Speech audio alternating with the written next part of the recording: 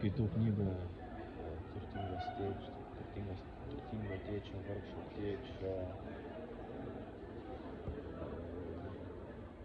Autorius Roberto Kiyosakio. Knygų srauto variantas. Tai ką tik baigiau pirmą dalį knygos, maždaug pusę, daugiau negu pusę gal. Ir pirmos dalies pabaiga yra tokie sakiniai du. Išmokti žaisti pinigų žaidimą svarbi jūsų kelionės į finansinę laisvę dalis. Išmokti žaisti pinigų žaidimą.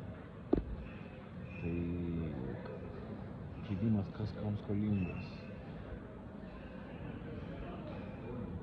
Ar jūs esate skolingas, sakykime, būsto paskola, kreditinės kortelės, išperkamoji nuoma ar lizingas. Tai jeigu jūs esate tas, kur esate skoloj, tai tie daiktai yra jūsų pasyvas, o tiem, kam jūs esate skoloj, yra aktyvas. Žodžiu, jūsų skola yra kitų žmonių pasyvios pajamos.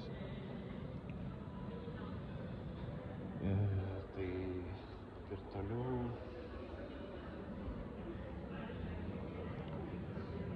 bet dar svarbiau, kuo turite tapti, kad pereitumėte į dešinę pinigų srauto kvadranto pusę.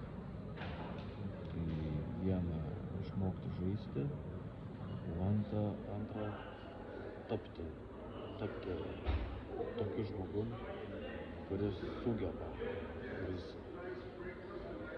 moka, kuris gali. Ir paskutiniai 3 žodžiai: būti, daryti, turėti.